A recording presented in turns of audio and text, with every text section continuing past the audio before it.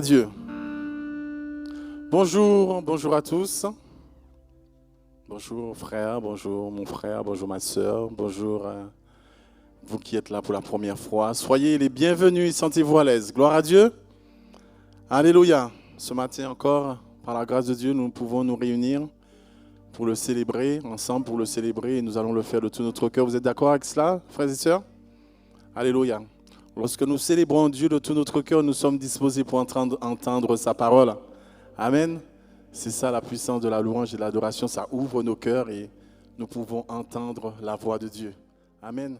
Gloire à Dieu. Alors puisque tu le crois, puisque tu as dit Amen, tu le chanteras aussi de tout ton cœur. Amen. Alléluia. Ton Dieu ordonne que tu sois puissant et fort. Alléluia.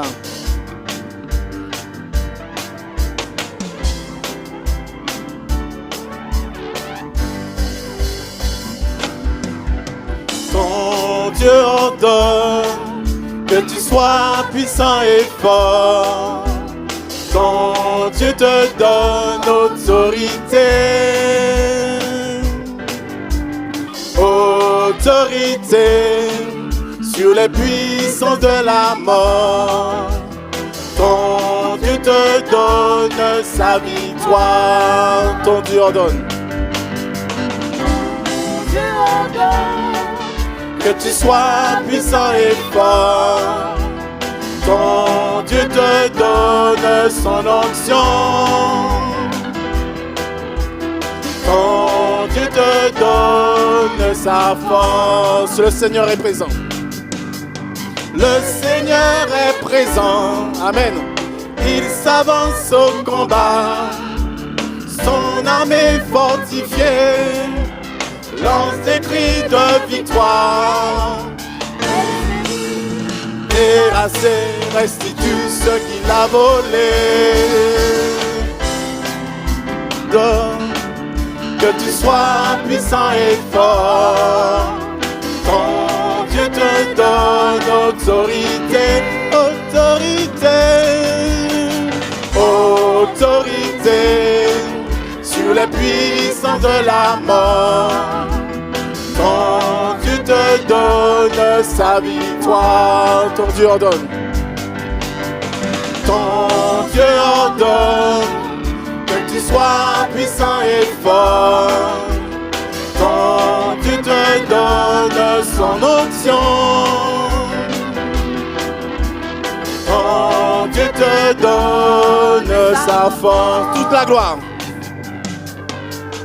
Toute la gloire et l'honneur sont pour notre Seigneur, le Seigneur glorieux, le Dieu majestueux. Prie et chante, victorieux, monte jusqu'au plus haut des cieux. Ton Dieu ordonne que tu sois puissant et fort. Ton Dieu te donne autorité, autorité, autorité sur les puissants de la mort. Ton Dieu te donne sa victoire.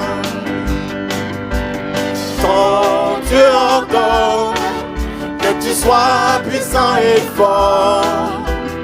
Ton Dieu te donne son onction. Ton Dieu te donne sa force. Toute la gloire. Toute la gloire et l'honneur sont pour notre Seigneur, le Seigneur glorieux, le Dieu majestueux. Crie mon frère, crie et chante. Victorieux, monte jusqu'au plus haut des cieux. Ton Dieu ordonne que tu sois puissant et fort. Ton Dieu te donne autorité. Autorité sur les puissances de la mort. Ton Dieu te donne sa victoire. Ton Dieu ordonne que Que tu sois puissant et fort, ton Dieu te donne son onction. Ton Dieu te donne sa force. Ton Dieu ordonne que tu sois puissant et fort. Ton Dieu te donne autorité.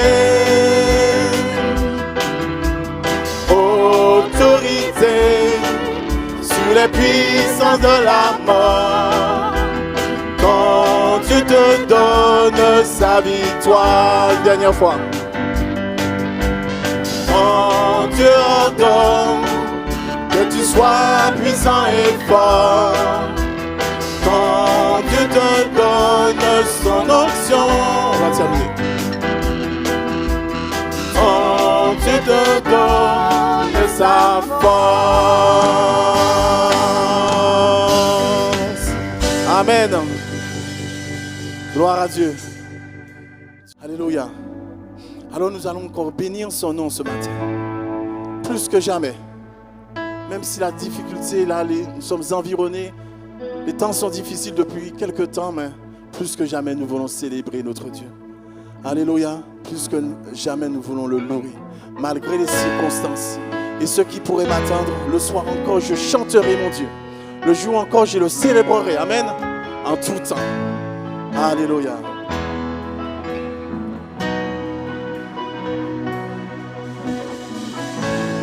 Bénis l'Éternel au monde.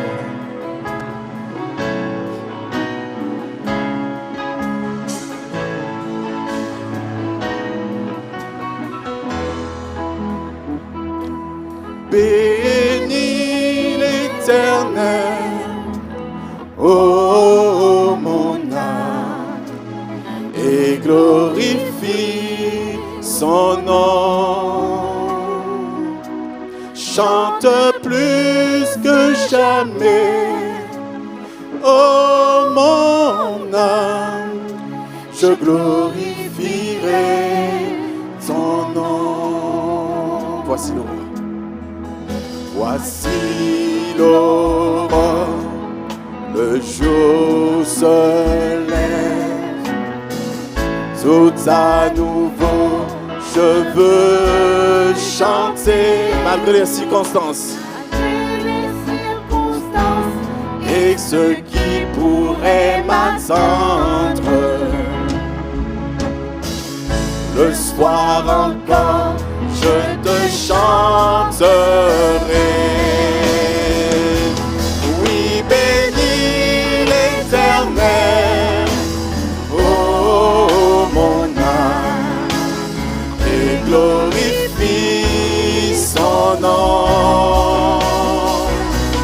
Chante plus que jamais, ô mon âme, je glorifierai ton nom. Tu es bonté. Tu es bonté, lent à la colère. Ton nom est grand et ton cœur est bon. Pour tes bienfaits, je chanterai sans cesse. Sans nombre sont les raisons de mon cœur. Oui, bénis l'Éternel, ô mon âme, et glorifie son nom. Chante plus que jamais, ô mon âme, je glorifierai ton nom. Oui, bénis. Oui, bénis l'Éternel, ô mon âme, et glorifie ton nom. Chante plus que jamais, ô mon âme, je glorifie ton nom. ce jour. En ce jour où faibliront mes forces, cette heure approche où viendra la fin. Alors mon âme chantera encore. Durant 1000 ans, éternellement. Oui, bénis l'Éternel, oh mon âme, et glorifie son nom. Chante plus que jamais, oh mon âme, je glorifierai ton nom. Oui, bénis l'Éternel, oh mon âme, et glorifie ton nom. Chante plus que jamais, oh mon âme, je glorifierai ton nom. Oui, je glorifierai ton nom. Oui, je glorifierai ton nom. Alors glorifions son nom ensemble. Alléluia, Seigneur, nous glorifions ton nom.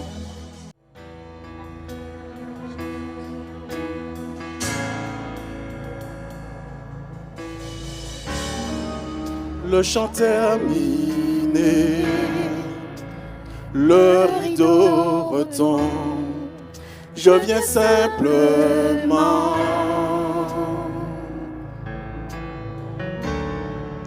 porter mon offrande, car je le désir de réjouir ton cœur.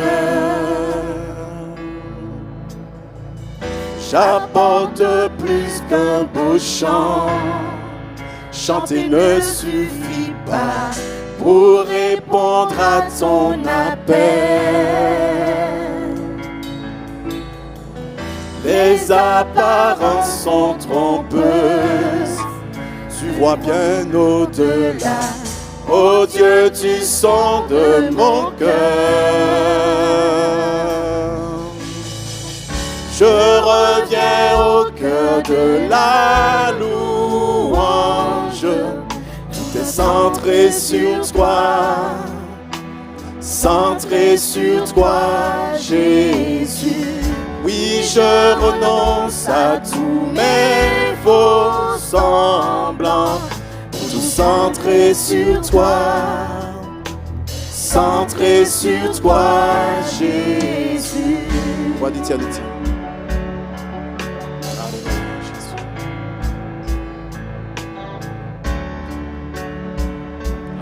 On va reprendre le chant terminé. Le chant terminé, le rideau retombe, je viens simplement porter mon offrande, Seigneur. Alléluia. Oui, Seigneur. Parce que j'ai le désir de réjouir ton cœur. Chaque fois je viens dans ta présence. Alléluia. Alors ce matin, j'apporte plus qu'un beau chant. J'apporte plus qu'un beau chant. Chanter ne suffit pas pour répondre à ton appel. Les apparences sont trompeuses. Tu vois bien au-delà. Oh Dieu, tu sondes mon cœur. Je reviens au cœur de la louange, centré sur toi, centré sur toi, Jésus. Oui, je renonce à tous mes faux semblants. centré sur toi, centré sur toi, Jésus. Roi d'éternité. Alléluia, Jésus. Alléluia. Qui peut exprimer ce dont tu es digne, Seigneur? Alléluia.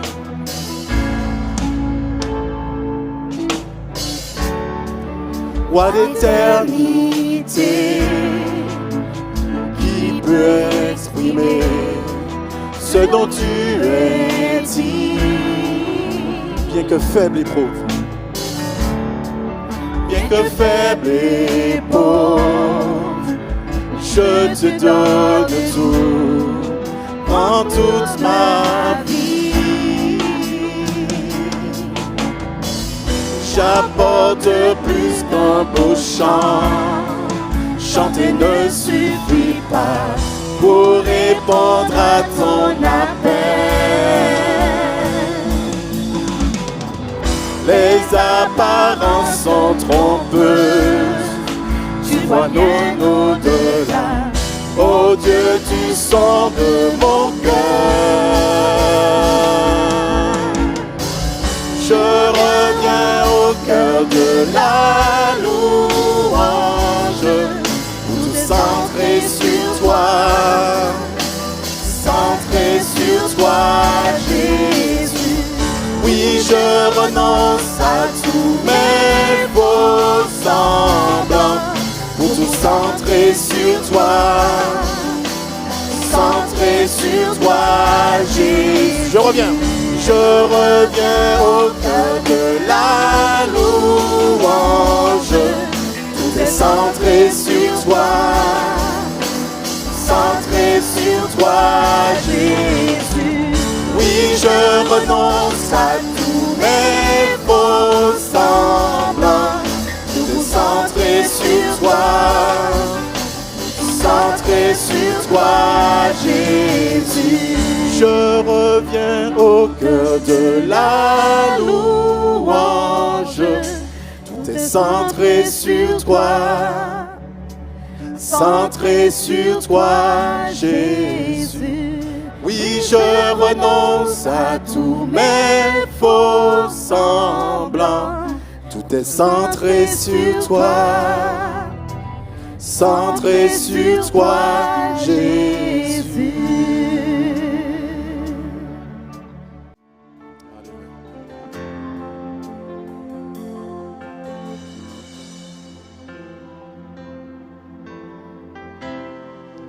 Les yeux fixés vers toi, j'oublie les problèmes autour de moi pour t'adorer, mon roi, être guidé par toi. Les yeux fixés vers toi, j'oublie les problèmes autour de moi pour t'adorer, mon roi, être guidé par toi. Je veux t'adorer, t'adorer. Je veux t'adorer, t'adorer. Je veux t'adorer, t'adorer. Seigneur, t'adorer. Je veux t'adorer. Je veux t'adorer, t'adorer. Je veux t'adorer, t'adorer. Je veux t'adorer, t'adorer. Seigneur, t'adorer. Les yeux fixés vers toi, j'oublie les problèmes autour de moi pour t'adorer, mon roi, être guidé par toi. Les yeux fixés vers toi, j'oublie les problèmes autour de moi pour t'adorer, mon roi, être guidé par toi. Je veux t'adorer, t'adorer. Je veux t'adorer, t'adorer. Je veux t'adorer, t'adorer. Seigneur, t'adorer. Je veux t'adorer, t'adorer. Je veux t'adorer, t'adorer. Je veux t'adorer, t'adorer. Seigneur, t'adorer. Les yeux fixés. Les yeux fixé vers toi. J'oublie les problèmes autour de moi pour t'adorer mon roi. Être guidé par toi, les yeux fixés vers toi. J'oublie les problèmes autour de moi pour t'adorer mon roi. Être guidé par toi. Je veux t'adorer, t'adorer. Je veux t'adorer, t'adorer. Alléluia, te célébrer. Je veux t'élever, Seigneur. Je veux glorifier ton nom, Seigneur. Alléluia. Oui, Seigneur, je veux t'adorer. Je veux t'adorer, t'adorer. T'élever au plus haut des cieux, Seigneur. Alléluia. Te contempler assis sur le trône. Alléluia. Je veux te contempler. Alléluia. Oui, Seigneur, je veux t'adorer, Jésus. Je veux t'adorer, t'adorer. Je veux t'adorer, t'adorer chaque jour de ma vie, Seigneur. Chaque jour que tu m'accordes ici-bas, je veux t'adorer. Alléluia. Oh, Seigneur, te contempler. Je veux t'adorer, t'adorer. Je veux t'adorer, t'adorer. Je veux t'adorer, t'adorer. Seigneur, t'adorer.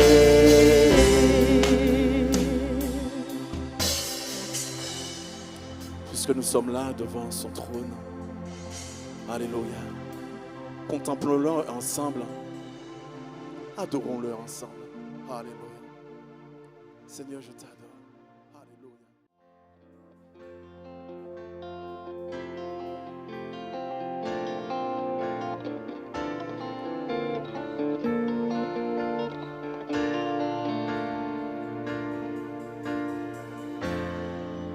Dans son amour, Dieu le Père envoya son Fils Jésus pour accorder la lumière à tous ceux qui sont perdus.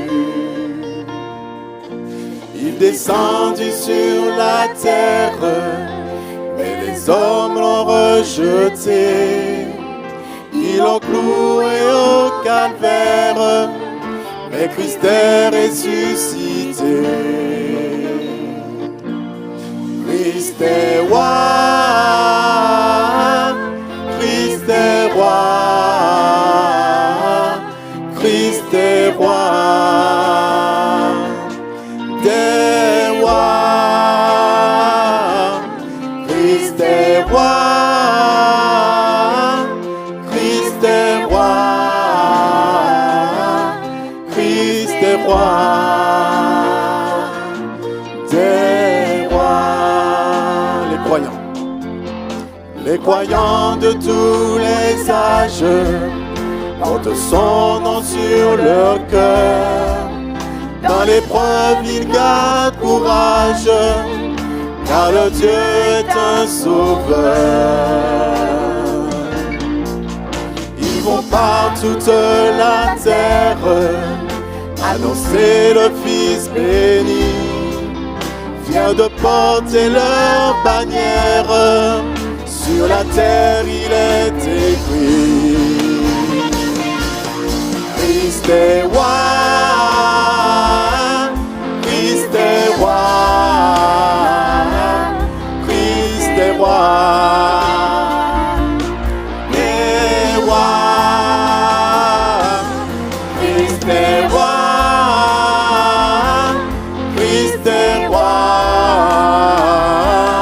Christ est roi, des rois, Christ est roi. Christ est roi, Christ est roi, Christ est roi, des rois. Christ est roi, Christ est roi, Christ est roi, des rois.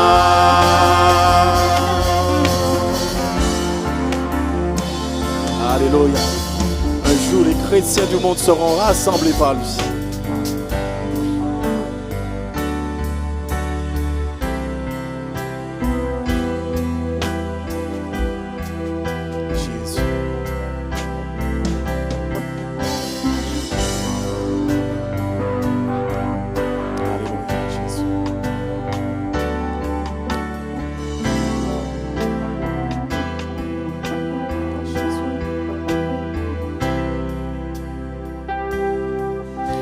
jour les chrétiens du monde seront rassemblés par lui.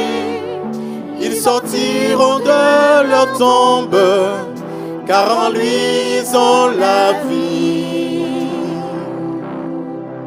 Ils formeront un royaume, la terre sera leur pays.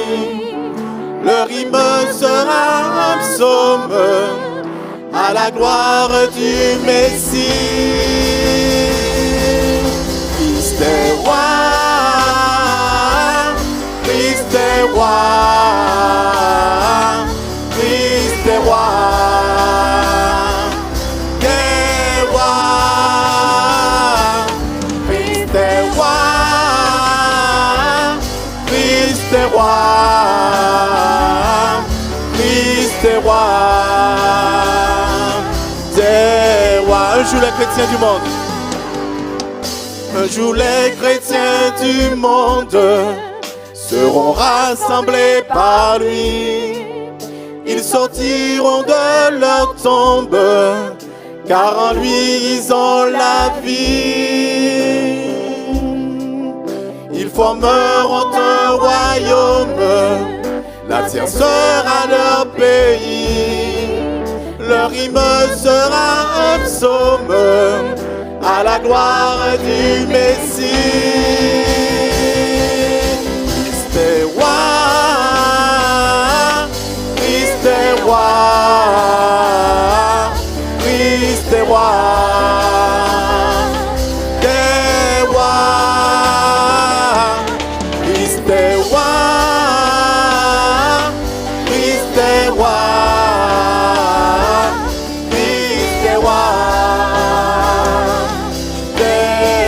Christ est roi.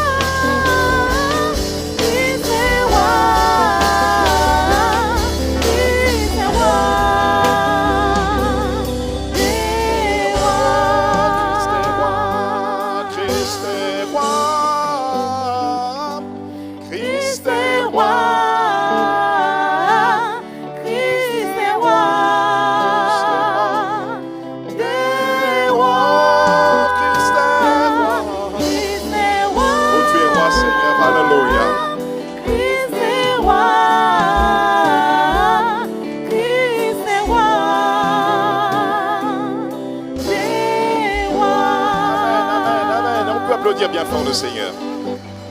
Gloire à son nom. Hier, aujourd'hui, éternellement, nous lui sommes reconnaissants de ce qu'il règne. Amen. Il y a quelqu'un dans le ciel et qui est assis sur son trône. Rien de ce qui se passe dans le monde est étranger à sa connaissance. Dieu sait tout, il voit tout, et je vais vous dire ceci, mes chers bien-aimés, c'est qu'il contrôle tout. Amen. Il ne faut pas croire que le monde comme cela va qu'un à un, sans une direction précise. Non, non. Dieu n'est pas à l'origine de tous les maux de ce monde, enfin des maux en général, non. Mais il peut s'en servir pour nous instruire. Amen. Le mal ne vient pas de lui. Que son nom soit béni. Ce qui est important, c'est de savoir, c'est qu'il nous connaît chacun d'entre nous. Il n'y a aucune personne parmi nous dont il ne connaisse pas la vie de A à Z. Est-ce qu'on peut dire Amen? Vous êtes venus ici ce matin parce que vous réalisez que Dieu a le droit d'être aimé, d'être adoré, qu'on lui rende un culte. Vous êtes ici parce que vous voulez lui rendre un culte. Mais vous lui rendez un culte pourquoi? Parce que vous savez qui il est. Parce que vous l'avez rencontré. Vous savez ce qu'il est, ce qu'il a fait dans votre vie. Jésus a dit à la Samaritaine, c'est que, le frère nous en a parlé dimanche dernier. Dieu recherche des adorateurs, de vrais adorateurs, en esprit et en vérité. Amen. Jésus a dit ceci, c'est que vous, en parlant des Samaritains, vous adorez ce que vous ne connaissez pas. C'est terrible d'adorer quelqu'un qu'on ne connaît pas, un Dieu qu'on ne connaît pas. Vous vous rappelez lorsque l'apôtre Paul s'est retrouvé à Athènes et que visitant la ville, il a vu une ville qui était vraiment très idolâtre. Il y avait des statues partout, il a vu des autels partout, il a même vu un autel où il était écrit, où on adressait un culte à un Dieu inconnu. Ils adoraient quelqu'un qu'ils ne connaissaient pas. Mais nous adorons ce que nous connaissons. Nous adorons celui qui s'est révélé à nous. Ce n'est pas nous qui sommes venus vers lui, c'est lui qui est venu vers nous. Et en réponse à son appel, nous sommes venus à lui. Il faut toujours réaliser que nous dépendons totalement de lui. C'est lui qui a le souffle de notre vie entre ses mains. Je dis toujours au Seigneur, je dis Seigneur, tu vois, tu sais, il y a des choses que je sais et des choses que je ne sais pas. Elles sont nombreuses, les choses dont je n'ai pas connaissance. Elles sont nombreuses. Mais toi, tu me connais. Tu sais au moment où j'ai été façonné dans le sein de ma mère. Je connais le jour de ma naissance, mais je ne connais pas. Tout ce qui s'est passé hier ou il y a 10 minutes, je le sais. Mais tout va se passer dans 10 minutes, dans 15 minutes, dans 1 heure, dans 6 jours, dans 1 an, dans 10 ans, je ne sais pas. Tu as la connaissance parfaite depuis ma naissance et tu sais aussi comment je finirai ma vie. Tu sais le temps que tu m'as donné sur cette terre. Ça, je ne sais pas. Mais ce que je sais et qui est important pour moi, c'est de savoir qu'il règne. Alléluia. Je connais les projets que j'ai formés sur vous. C'est un texte que nous avons reçu, mon épouse et moi, lorsque nous sommes mariés. C'est un texte qui est très connu et qui a encouragé et qui encourage encore beaucoup d'enfants de Dieu. Et tous ceux qui sont dans la crainte concernant les épreuves par où ils peuvent passer et l'avenir. Alors ce texte dit, je connais les projets que j'ai formés sur vous, Dieu disant cela au peuple d'Israël. Ce sont des projets de paix, d'avenir et d'espérance. Non pas des projets de désespoir. Non, Dieu n'a pas de projet de désespoir, mais des projets de paix, d'avenir et d'espérance. Et ce texte-là que Dieu nous a donné, je crois que c'était le premier jour lorsqu'on s'est mariés, puis enfin, on a prié le lendemain, il nous a donné ce texte dans notre culte. Je connais les projets que j'ai formés sur vous, et ça fait déjà des années. Je crois que cette année va faire 46 ans, je crois qu'on est mariés. Alléluia! Gloire à Dieu! C'est merveilleux ça. Et ça, c'est l'œuvre de Dieu. C'est pas que nous soyons un couple extraordinaire et que les autres divorcent, etc. Non, mes amis, c'est pas ça. Si nous sommes là debout, si nous sommes là ensemble tous les deux, c'est à cause de la grâce de Dieu. Parce que nous le confions en Dieu, c'est pas qu'on n'a pas eu de problème, des difficultés, mais nous avons trouvé quelqu'un qui était là, une troisième personne qui était dans notre foyer et qui nous a aidés. C'est pour cela que ces nombreuses années soient à la gloire de Dieu et glorifient le Seigneur. Et je sais parmi nous, il y a des personnes aussi qui sont mariées depuis longtemps et que son nom soit béni, chers bien-aimés. Que le nom de Jésus soit glorifié. Est-ce que vous l'aimez, mes chers bien-aimés? Moi aussi, je l'aime. Et c'est pour cela que, sans plus tarder, je voudrais ce matin vous apporter la parole. Alléluia. Oui, Christ est roi. Il règne. Et son règne n'aura pas de fin. Alléluia.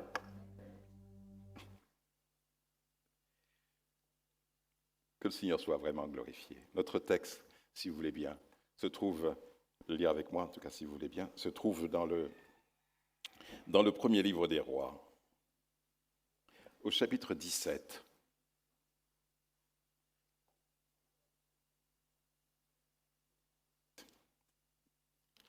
Alors, la parole de l'Éternel lui fut adressée à Élie, le prophète. Lève-toi, va à Sarepta, qui appartient au territoire de Sidon, et installe-toi là. J'y ai ordonné à une femme veuve de te nourrir. Il se leva et partit à Sarepta. En arrivant à l'entrée de la ville, il vit une femme veuve en train de ramasser du bois. Il l'appela et dit, « Je t'en prie, va me chercher un peu d'eau dans une cruche afin que je boive. » Et elle alla en chercher. Il appela de nouveau et lui dit, « Je te prie, apporte-moi un morceau de pain dans ta main. » Et elle répondit, « Éternel, ton Dieu est vivant. Je n'ai rien de cuit. Je n'ai qu'une poignée de farine dans un pot et un peu d'huile dans une cruche. Je suis en train de ramasser 2 morceaux de bois, puis je rentrerai et je préparerai cela pour mon fils et pour moi. Nous le mangerons, après quoi nous mourrons. » Élie lui dit, « N'aie pas peur. Rentre et fais comme tu l'as dit. Seulement, prépare-moi d'abord avec cela un petit gâteau, apporte-le-moi, ensuite tu en feras pour ton fils et pour toi. En effet, voici ce que dit l'Éternel, le Dieu d'Israël.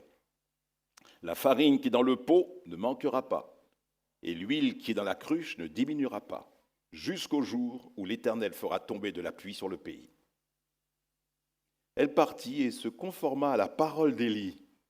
Et pendant longtemps, elle eut de quoi manger, ainsi que sa famille et Élie.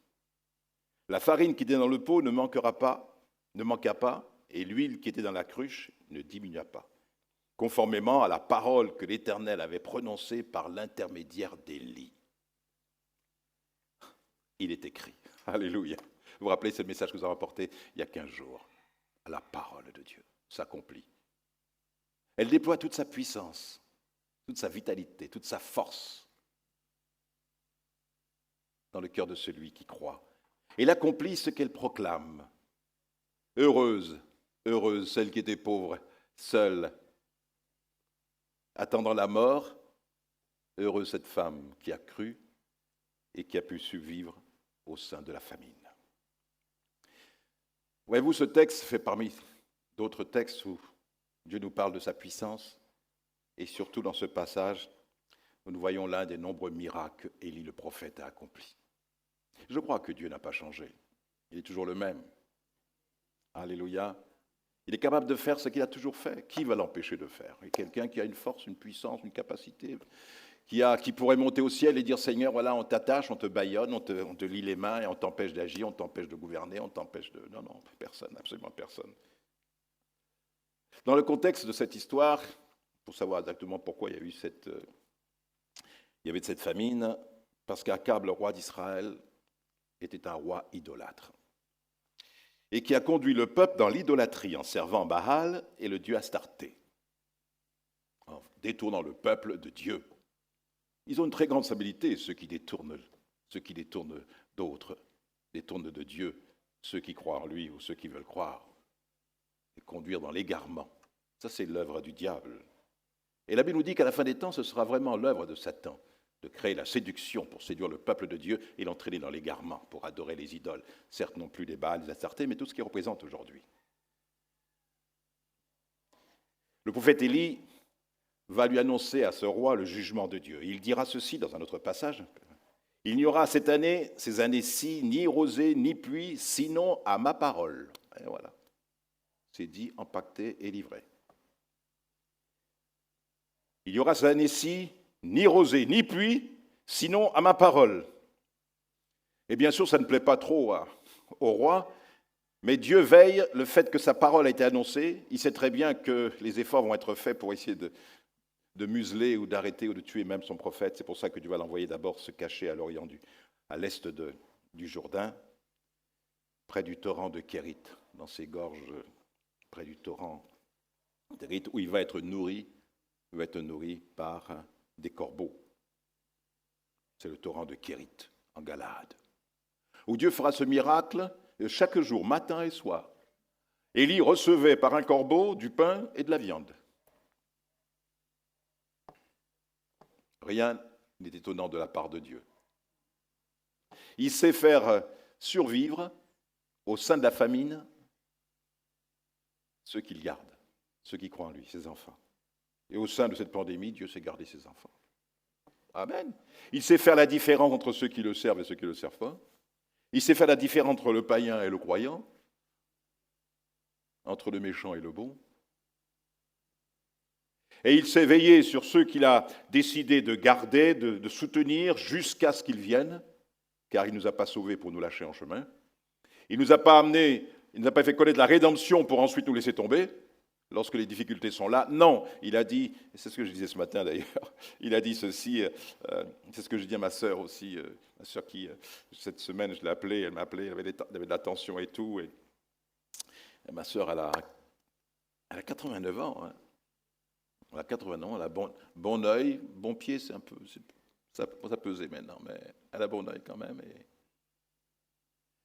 c'est une femme très, très pieuse, très, très, très pieuse. Elle ne connaît pas personnellement Jésus, mais elle est très pieuse dans sa religion, très, très catholique. Mais à chaque fois qu'il y a un problème, elle m'appelle, et puis j'ai eu l'occasion de déjà lui parler. Et puis je sais qu'elle aime Dieu, elle aime Jésus. Bon. Et je lui dis, tu vois, la Bible dit ceci, j'ai prié pour elle au téléphone pour l'encourager, elle a des problèmes de santé. Il dit, tu vois, le Seigneur, la Bible dit ceci, c'est que depuis votre jeunesse, je vous ai soutenu, jusqu'à votre vieillesse, je serai le même. Depuis votre jeunesse, depuis ton enfance, depuis notre jeunesse, Dieu veille sur nous. Et jusqu'à ta vieillesse, je serai toujours le même. Alléluia. Amen. Dieu est celui donc qui nous soutient. Donc la Bible nous dit ceci, c'est que Dieu va pourvoir aux besoins d'Élie, et puis il va lui ordonner, comme le torrent va tarir, il n'y a plus d'eau. Ben oui, il y a la sécheresse. Eh bien, Dieu ne manque pas de solution, et il va envoyer Élie à Sarepta. Il se trouve environ à 110 km là où il se trouvait, vers le nord, en allant vers le Liban, près de Tyr et de Sidon, au nord d'Israël. À l'époque, c'était la Phénicie. Et c'est là que Dieu va envoyer son serviteur. Il ne veut pas le laisser mourir de faim, ni de soif. Avant même que les événements se produisent, Dieu va pourvoir. Et on lira dans un instant où il est dit, d'ailleurs on l'a lu, mais on s'y attardait, mais où il est dit ceci, c'est que Dieu lui dit, j'ai ordonné à une femme de te nourrir. Amen. Montrant ainsi que Dieu n'est jamais pris au dépourvu, quelle que soit la situation dans laquelle on peut se trouver, Dieu a un pas d'avance sur nous. Amen. Il sait. Avant même que je sache ce qui va arriver, il sait ce qui va arriver. Avant que ça m'arrive, avant que les choses qu'il a prévues pour moi, que je puisse les connaître personnellement, que j'arrive à ce point-là où il a préparé, mais lui déjà, il sait. Il a tout préparé d'avance. Tout a été préparé d'avance. C'est ce qui nous pousse justement. Il y a des éléments qui nous amènent à adorer notre Seigneur, à lui dire « Oh, combien nous sommes heureux d'être avec toi, tu nous donnes vraiment une vie abondante », c'est parce que nous savons que notre vie est entre ses mains, par conséquent, comme elle est entre ses mains, eh bien, toutes les situations devant lesquelles nous devons nous trouver ont déjà été préparées par le Seigneur. Les portes qui doivent s'ouvrir, elles s'ouvriront en leur temps, et tout a déjà été préparé. Maintenant, il y a tout ce laps de temps entre le moment où Dieu nous révèle et le moment où nous allons réaliser ce que Dieu a préparé pour nous. Il y a tout ce laps de temps qui fait partie de la sagesse divine pour nous former, nous façonner, enfin, préparer toutes les conditions pour que lorsque le moment H est arrivé, on arrive au moment où la réalisation de la promesse se fait, que tout soit OK. J'ai ordonné à une femme de te nourrir. Donc là, il va se retrouver, il va faire peut-être 5 ou 6 jours de marche, ça dépend à quelle vitesse, mais enfin environ au moins 110 km qu'il doit faire. Et quand il arrive là-bas, bien sûr, c'est au milieu d'une terrible famine qui règne aussi dans cette partie du pays.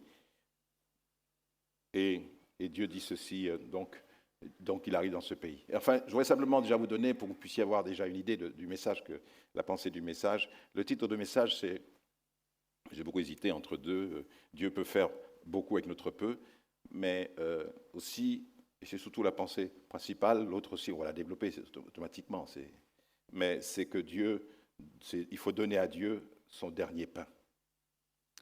Et si nous voulons voir la gloire de Dieu, il faut savoir donner à Dieu notre dernier pain. Et c'est ce que nous lisons dans ce récit. Alors c'est vrai que quand Élie lui dit « donne-moi ce pain », quand Élie lui dit de préparer, il dit « voilà, j'ai soif, donne-moi à boire ». Alors il n'y a pas de problème, « ok, je te donne à boire ». Il a soif, puisqu'il arrive, il voit cette femme. Et puis, elle lui donne un peu à boire, et puis bien sûr, il se désaltère, et puis ensuite, il dit « maintenant, prépare-moi, tu me prépares aussi du pain avec ce qui te reste ».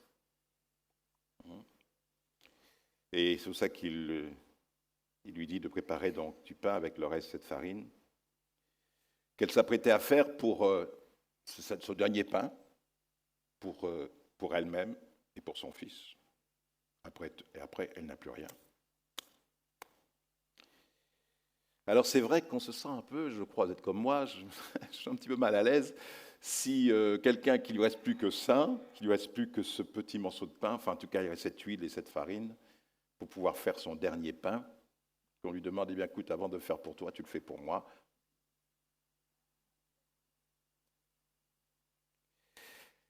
Et alors qu'elle attend la mort, bien sûr, une telle attitude serait condamnable. Qui que soyons, hommes de Dieu ou pas, si on a un cœur aussi sec, aussi dur, aussi... Et bien sûr, l'homme de Dieu qui dit cela, s'il parle ainsi, c'est parce qu'il y a une direction divine. Il y a une direction divine. Oh, comme disait l'apôtre Paul, à l'égard justement de l'œuvre de Dieu qui nous paraît bien souvent incompréhensible. Enfin, en tout cas, les voies de Dieu nous paraissent parfois surprenantes et parfois aussi incompréhensibles. Pourquoi il nous fait passer par tel chemin? Quel est le but? Pourquoi? Oui, dans Romains 11, 33, il dit « Ô profondeur de la richesse, de la sagesse et de la science de Dieu, que ses jugements sont insondables. » Romains 11, 33. Que ses jugements sont insondables et ses voies incompréhensibles. À notre niveau, à notre connaissance, à notre logique humaine. Il y a des choses qui nous dépassent. Et c'est vrai, moi je suis dépassé. Je dis, Seigneur, mais je suis dépassé, je n'arrive pas. Non, si je pense à certaines choses, j'ai mal à la tête. J'ai même pas mal à la tête, ça me dépasse. Je ne veux pas aller plus loin. Pas aller plus loin. L'infini, ça me dépasse. L'infini, ça me dépasse. Quand j'étais petit, j'étais jeune, un peu plus jeune. Je suis jeune toujours, mais un peu plus jeune. Mais quand j'étais un peu plus jeune, je me suis posé, et je pense que chacun d'entre nous, je pense surtout quand on est ado et tout, on se pose vraiment la question de notre existence, le but de notre existence. Qu'est-ce que c'est que l'existence aussi? On découvre son moi, on découvre sa personnalité, son identité. Qui suis-je? Qui suis-je? Qui suis-je? Mais qui suis-je? Qui suis-je? Je vis, j'existe. Et puis, donc, c'est des questions fondamentales, existentielles. Et puis, je me posais la question, je m'allongeais sur l'herbe, surtout avec les éducateurs et tout ça. Et puis, je regardais le ciel. Notre éducateur était très féru de l'espace, de l'astronomie et tout ça. Et c'était un plaisir pour moi. J'ai toujours aimé l'espace, j'ai toujours aimé les étoiles, tout ce qui se passe. J'aime bien le ciel. Vous savez pourquoi? Parce que Dieu s'y trouve, alors même au-delà. Donc tout ce qui est en haut, j'aime. Elle me dit chercher les choses d'en haut. Donc c'est ce que je fais. J'aime les choses d'en haut, les choses qui viennent de Dieu. Donc je regardais le ciel et je dis mais si on prend une fusée, qu'on monte comme ça, et pendant, je sais pas moi, 1 milliard d'années, on a la vitesse de 300 000 km à seconde, est-ce qu'on va toucher le fond de l'univers? On va toucher le fond? Ben non, c'est l'infini.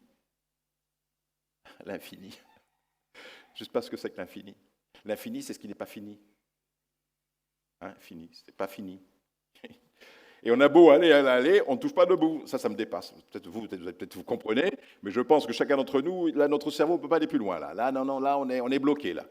On est bloqué. Alors, c'est très frustrant, mais à la fois aussi très terrifiant aussi, parce qu'on est dans un environnement qui nous dépasse et qui pourtant existe bien. Ça existe bien, l'infini existe bien. Et même pour ceux qui ne croient pas, je ne crois pas en Dieu. Ok, mais tu ne changeras pas, l'infini existe.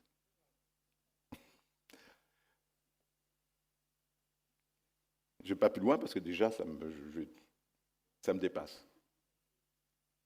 Alors, c'est vrai que les voies de Dieu ont quoi nous surprendre? Ont de quoi nous surprendre? Pourquoi? Parce que Dieu envoie son serviteur Élie dans cette contrée étrangère. Il quitte le territoire d'Israël pour aller donc en Phénicie, juste au nord d'Israël, qui est le Liban actuel, et près de Tyr et de Sidon. Et le Seigneur l'envoie dans une terre étrangère pour secourir une étrangère qui, de surcroît, se trouve dans une situation d'extrême difficulté. Amen. Amen. Que ce nom soit béni. Et Dieu va lui donner comme personne, la personne qu'il désigne pour le secourir, pour l'aider. Cette femme, c'est une femme toute simple, une veuve. Elle ne fait pas partie des grands dignitaires de Sidon, de la ville principale. C'est au contraire une pauvre veuve accablée dans le besoin. Cette pauvre femme, elle subit comme les autres, peut-être plus que les autres. Ceux qui ont une belle maison, qui a peut-être une piscine à côté, ils ont encore la possibilité d'avoir de l'eau. À l'époque, il n'y avait pas ça, mais ils avaient peut-être des bassins, une sorte de bassin pour se baigner. Ils ont ce genre de piscine, pas comme les nôtres, mais ils en avaient. Alors peut-être certains, mais Dieu ne va pas le conduire vers les riches ou quelqu'un qui avait la possibilité, pendant quelque temps en tout cas, mais vers celle qui était certainement la plus démunie de toutes, de tous. Et cette femme, elle est solitaire en plus dans le deuil, elle est veuve, elle n'a pas vu son mari, on ne sait pas depuis combien de temps. Donc, elle vit dans la solitude, le deuil, dans la pauvreté, du manque, elle manque de tout, elle a tout perdu. Il ne lui reste plus que sa vie qu'elle va perdre encore. Et en fin de compte, il ne lui reste plus rien, si ce n'est qu'un peu d'eau et un peu de pardon, un peu d'huile, oui, un peu de farine, pardon, un peu de farine et un peu d'huile. Elle a aussi un enfant qui est une source de joie, l'enfant. Source de force, une source de plénitude, d'encouragement. L'enfant, c'est l'avenir, c'est l'espérance. Mais je suis convaincu qu'elle doit éprouver à son égard quand elle regarde un sentiment de culpabilité.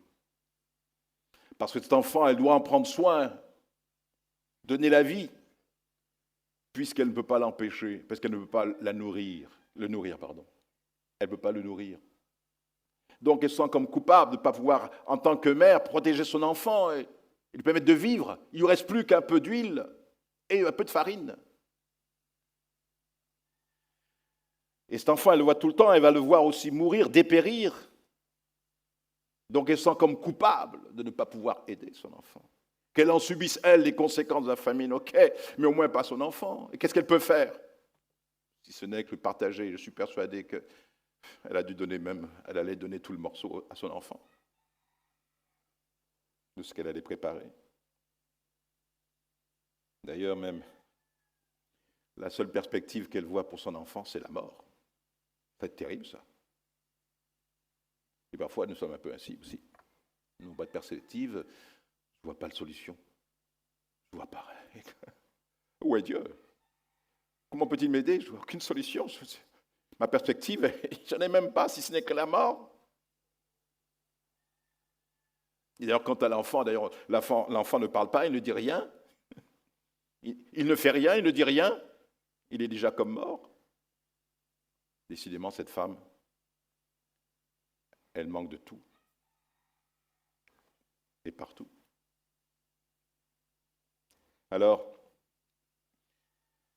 cette femme arrivée au bout de ses ressources, elle est désespérée. Pas d'horizon, pas d'espérance. Et elle va montrer sa résignation à l'homme de Dieu par cette phrase, sa résignation et en même temps aussi son désespoir, par cette phrase, nous voici, elle dit, nous mangerons et après quoi nous mourrons. Voilà. Elle résume en quelques mots tout son désespoir, toute sa résignation. Nous mangerons ce dernier pain et nous mourrons. Et pourtant, cette femme étrangère,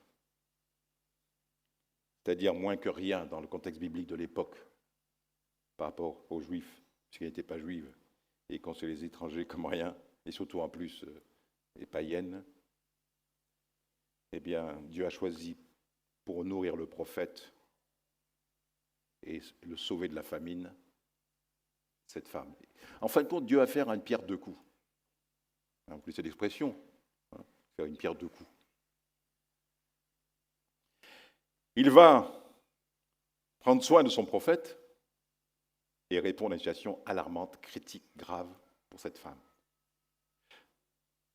La souffrance de cette femme, sa difficulté va être une source de bénédiction. Enfin, Dieu va s'en servir aussi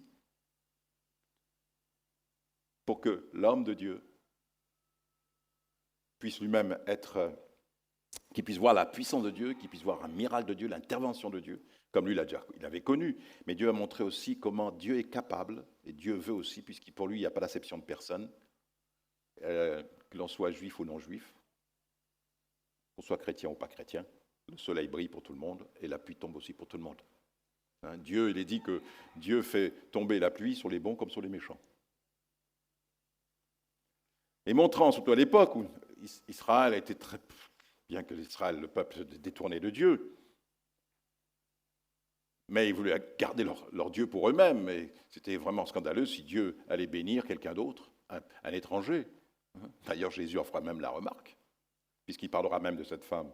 Il dira, Jésus, lorsqu'il va se retrouver après avoir été baptisé et tenté par le diable, il va à Nazareth, il rentre dans la synagogue, il ouvre le livre concernant ce passage dans Isaïe, où il dit, voici, je suis vraiment l'accomplissement de cette promesse, l'Esprit du Seigneur est sur moi, parce qu'il m'a oint pour annoncer une bonne nouvelle aux pauvres. Il m'a envoyé pour guérir ceux qui ont le cœur blessé et brisé, pour envoyer libres les opprimés, pour proclamer aux captifs la délivrance et publier une année de grâce du Seigneur.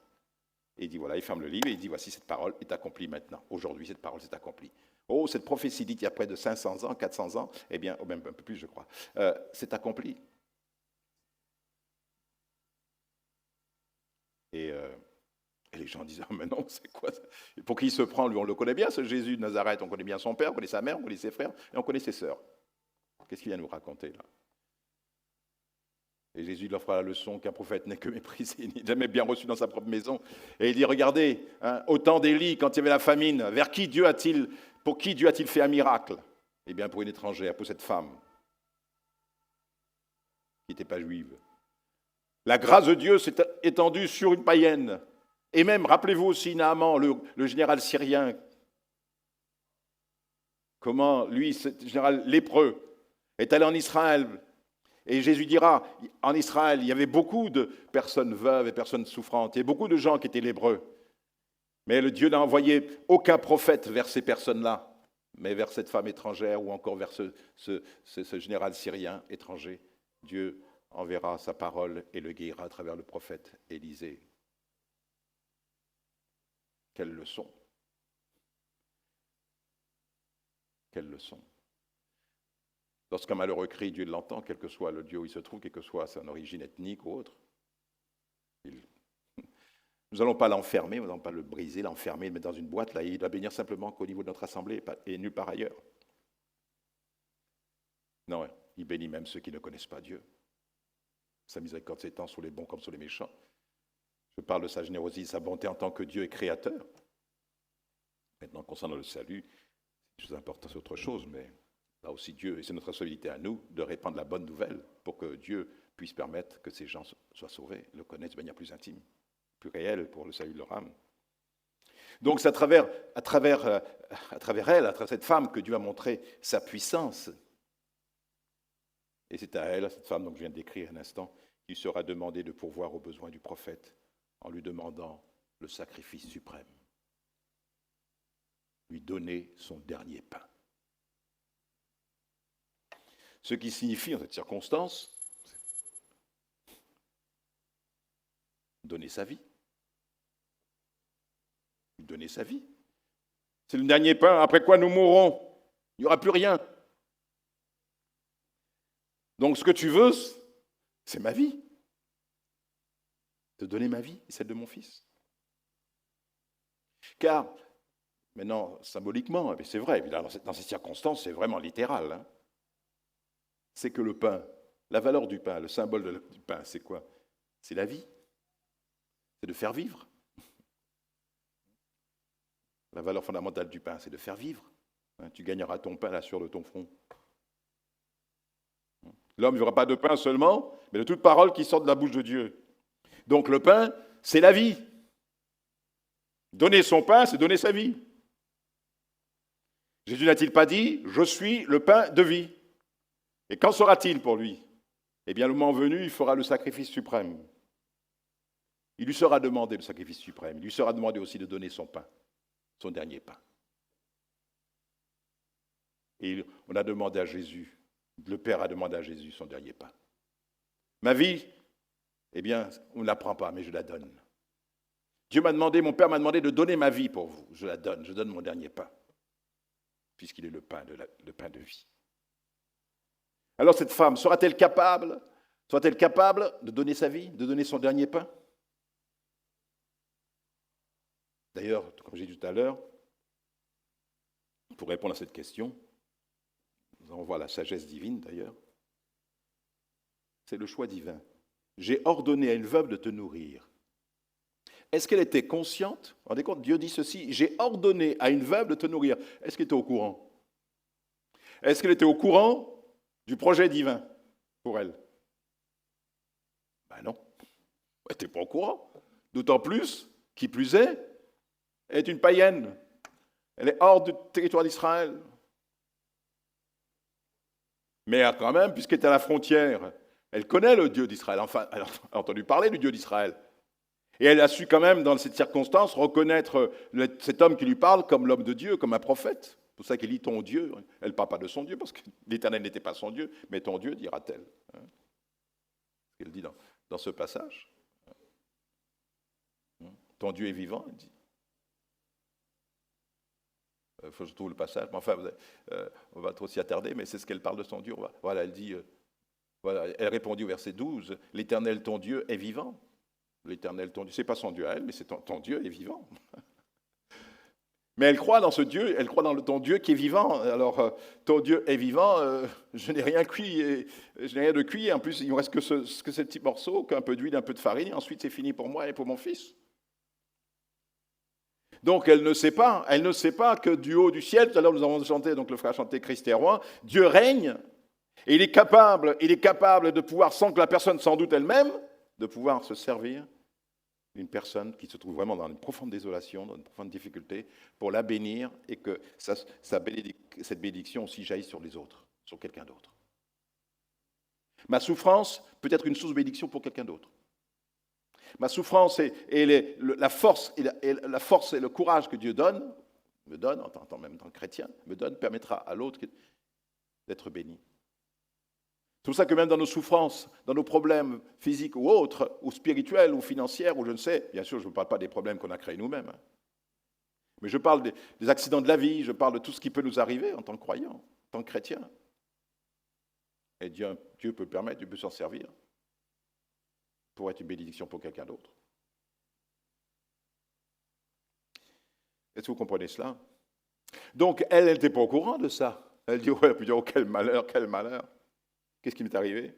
Et pourtant, Dieu dit, j'ai ordonné. Donc ça veut dire qu'elle-même, inconsciente de ce que le Saint-Esprit, que Dieu lui-même, par son esprit, est en train de travailler dans son cœur, voyant en fin de compte qu'elle avait un cœur disponible, un cœur disposé, un cœur sensible à l'obéissance de la parole de Dieu. Pourtant, elle ne connaît pas ce Dieu, mais elle le craint. Mais à la fois aussi, elle lui fait confiance.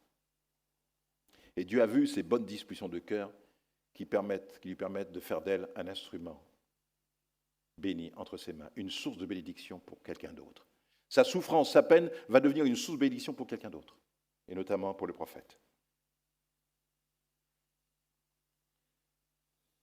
Donc, c'est vrai que, humainement parlant, on pourrait dire que le choix de Dieu nous étonne profondément.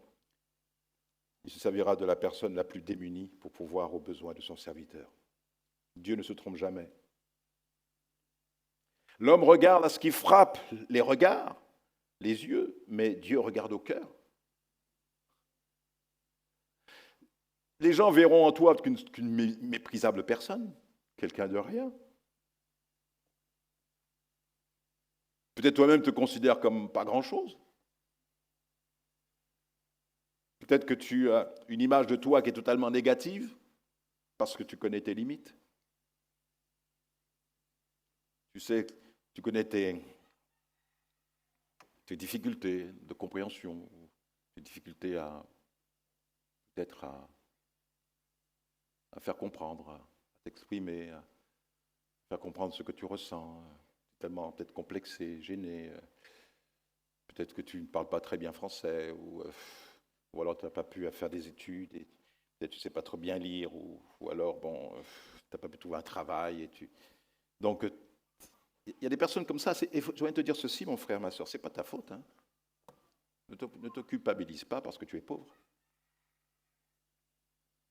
Ne te culpabilise pas parce que tu n'as pas pu faire d'études ou tu n'as pas un travail qui pour toi, je pense que tous les métiers sont louables, il n'y a aucun métier qui soit un métier sot. Hein. Mais tu dis peut-être que j'aurais pu faire autre chose que ce que je fais là. Mais malheureusement, mes parents n'ont pas pu payer des études, n'ont pas pu faire ceci, pas faire cela, ou à cause d'accidents, à cause de maladies, à cause de pas mal de choses.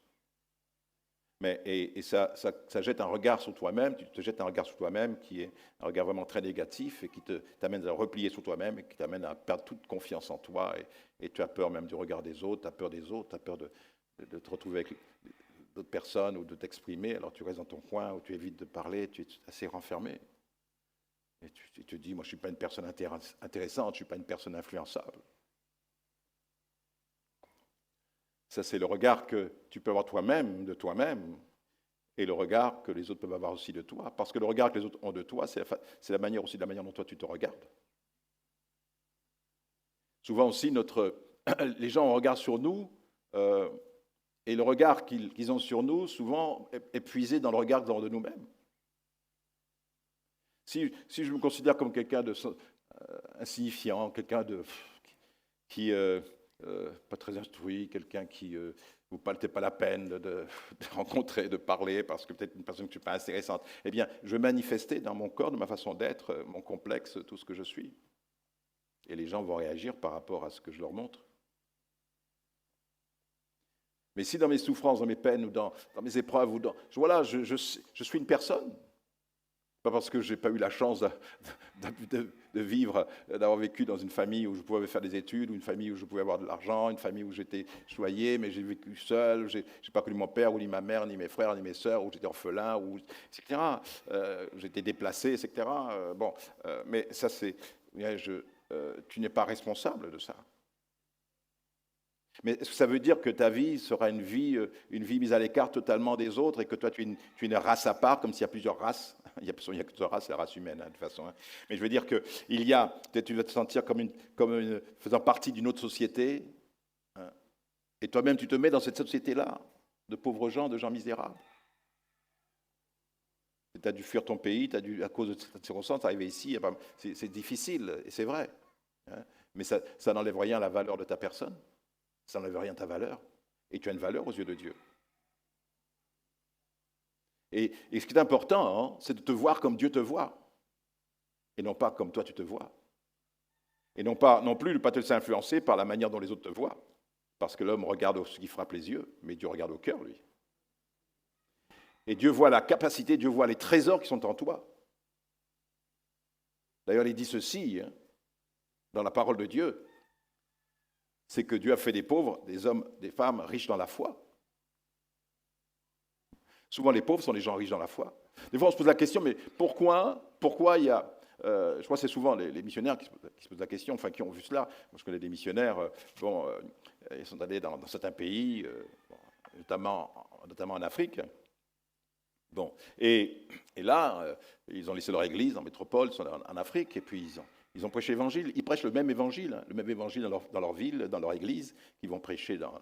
Ce n'est pas un évangile à 5 sous, à 5 euros. Non, c'est l'évangile plein, le véritable évangile. Je ne veux dire pas, ils ne vont pas abaisser les normes, ils ne vont pas donner un évangile, dilué, voilà, pour mettre à la portée des gens comme s'ils n'étaient pas instruits. Non, c'est pas ça. Ils vont apporter l'évangile, la vérité telle qu'elle est.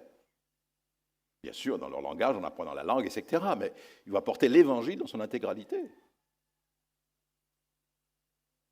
Et remarque quoi? Et surtout dans des villages où les gens sont vraiment dans une grande pauvreté, une grande précarité, et certains n'ont pas fait d'études, certains n'ont pas été à l'école, ils doivent subvenir aux besoins de leurs enfants et tout, même des enfants qui travaillent, c'est quelque chose de terrible. Eh bien, ces gens qui sont malades, le serviteur apporte la parole, et qu'est-ce qui se passe? Il annonce l'évangile, il leur dit que Jésus est le même, il ne change pas. Jésus, en mourant sous la croix, il a pris nos maladies. Quiconque, par ses meurtrissures, nous sommes guéris. Il a dit, apposez les mains malades, les malades sont guéris. Et le pasteur, le missionnaire, il prie, et les gens sont guéris. Il y a des aveugles qui voient, il y a des paralysés qui marchent, il y a des choses extraordinaires qui se font. Ce même serviteur de Dieu rentre en métropole, il rentre chez lui, ou dans son église, aux États-Unis, je sais où. Et il prêche le même message. Il apporte la même parole.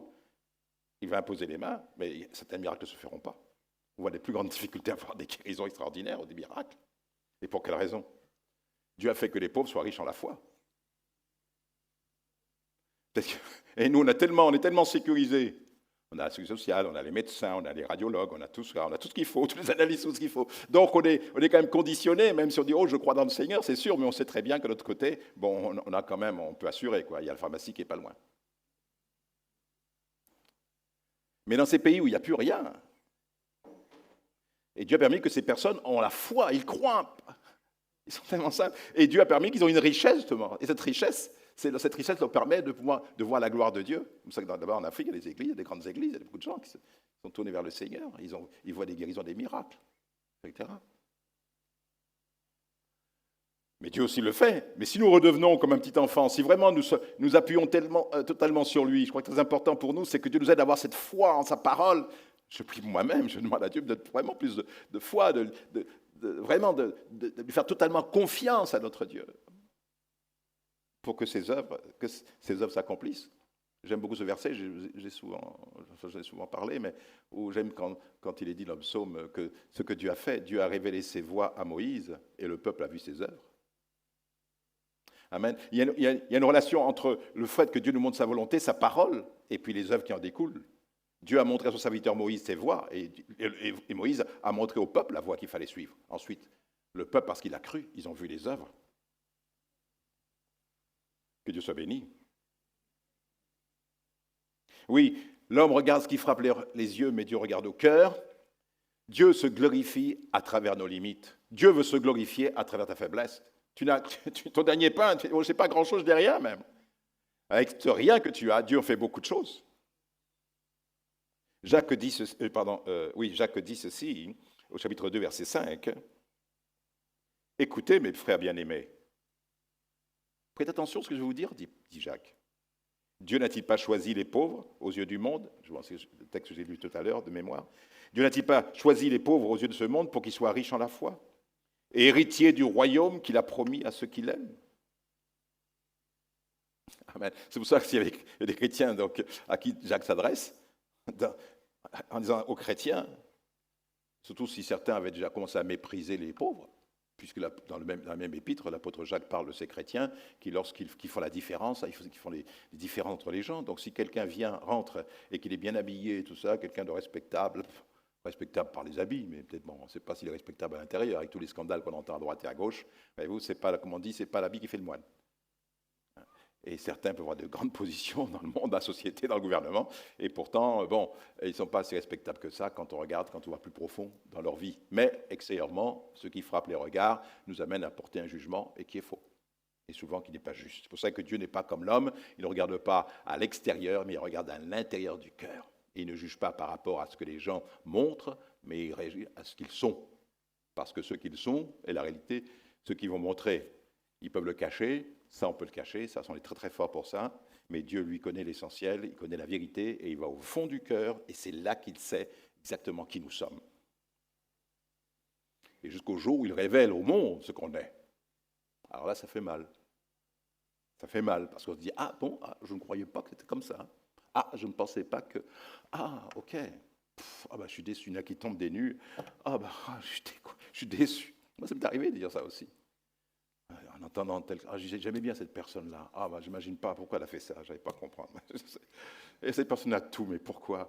Je pensais qu'elle était heureuse, et puis voilà, on apprend, voilà. C'est ça, nous sommes tous des pécheurs.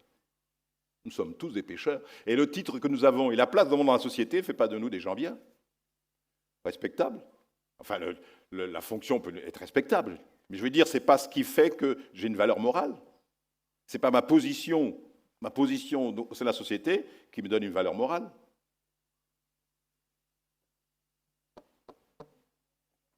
Vous comprenez? Donc, je peux être bien et adulé par tous les gens, mais si dans mon cœur, il n'y a pas la vérité. Enfin, donc, je ne rentre pas dans les détails, mais vous comprenez ce que je veux dire, parce que vous suivez les actualités. Alors, la pensée, c'est que personne dans l'Église ne doit se sentir inutile. Il ne faut pas que vous vous sentiez inutile, mon frère, ma sœur. Et je le dis encore, ce n'est pas ta faute si tu es pauvre. À moins qu'il y a de ceux qui sont pauvres par leur faute. La Bible nous parle des paresseux. Dans les proverbes, il est parlé de ceux qui sont paresseux. Et ils ne veulent pas lever la main, ils ne veulent rien faire. Ils ne veulent rien faire, ils dorment toute la journée. Il faut aller retourner la terre, il faut labourer la terre, il faut mettre la semence. Ah non, je suis trop fatigué. Non, voilà. Ils ne labourent pas, et après, quand vient la récolte, ils voudraient semer, ils voudraient récolter. Ils ne sèment pas, ils ne font rien, ils dorment, et quand le moment vient de la récolte, ils pensent trouver quelque chose, mais ils ne trouvent rien. Et ils se retrouvent dans la disette, dans la pauvreté, mais ça, c'est leur propre faute, leur paresse. Mais ce dont je dis ce matin, vous n'êtes pas du tout dans ce cadre-là. Ne vous soyez pas complexés. Cette femme était veuve, elle a tout ce qu'il fallait pour que personne ne lui fasse confiance, et que surtout, ce n'est pas elle qu'on allait pouvoir aider, s'il fallait regarder à l'extérieur, mais Dieu lui regarde autrement, et Dieu savait qu'en elle, il y avait quelque chose que d'autres n'avaient pas, et qui lui permettre de voir un miracle. Voilà. Et c'est quelque chose en toi qui peut permettre à Dieu de se glorifier, être quelqu'un de la foi, et de permettre que par ta foi, par ta prière, et Dieu pourvoira à tes besoins aussi, tu sois une bénédiction pour les autres, pour ta propre famille et pour ceux qui sont autour de toi. Donc, vous savez, ce n'est pas parce qu'on est petit qu'on est inutile. J'ai lu que, je sais que j'ai des frères et sœurs qui sont médecins dans l'Église, mais je pense que mes informations sont exactes, c'est ce que j'ai cherché. Mais je veux savoir quel était l'os le plus petit os du corps humain. Vous savez quel est le plus petit os du corps humain? Où il se trouve? L'oreille. Ouais. C'est bien. Et donc, l'os, il s'appelle l'os lenticulaire. Et le troisième des 4 osselets de l'oreille moyenne qui permettent la transmission de l'amplification des vibrations sonores. Et il doit son nom, donc, lenticulaire, comme les lentilles, mais lenticulaire, il doit son nom à sa forme de petite lentille. Il est le plus petit os du corps humain. Vous m'entendez? Est-ce que vous m'entendez? Eh bien, c'est grâce à ce tout petit os. Enfin, l'un de ces éléments. Voyez-vous? Que Dieu soit béni. Vous vous rappelez la fable de La Fontaine? La fable de La Fontaine, le lion et le rat. Dont la morale est la suivante: on a souvent besoin d'un plus petit que soi. Simplement, je vais vous lire la fable tout simplement. Voilà, cependant, c'est une partie, cependant, il advint qu'au sortir des forêts, ce lion fut pris dans des rets, donc dans des filets, dont ses rugissements ne purent le défaire. Il avait beau rugir, mais étant pris dans des filets, il avait beau rugir, sa force était telle que même tout ça ne permettait pas de s'en libérer.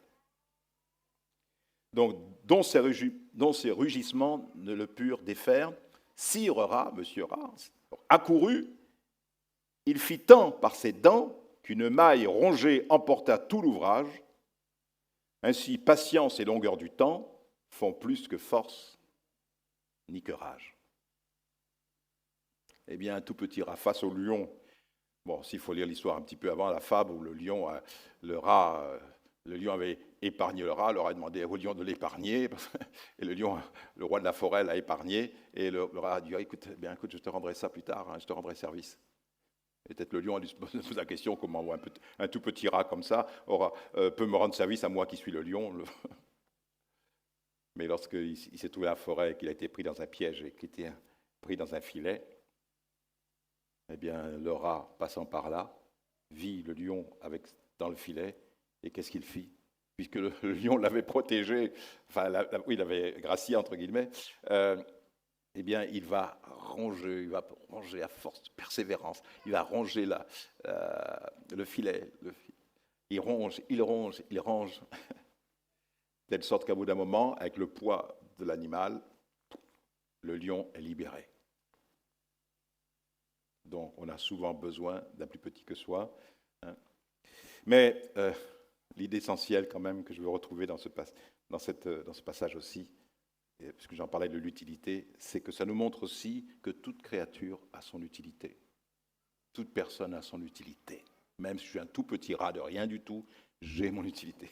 Même si j'ai 80 ans, même si j'ai 70 ans, même si j'ai que peut-être 40 ans, et puis même si je suis aveugle, je sais, j'ai mon utilité dans l'œuvre de Dieu, dans la maison de Dieu. Donc, quelle que soit notre taille, et que montrant aussi que l'aide peut venir d'une source imprévue. Eh oui.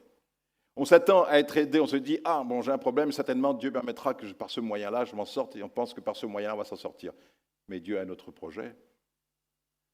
Cette femme ne s'attendait pas à ce que Dieu envoie un prophète pour l'aider, mais Dieu a déjà prévu toute chose.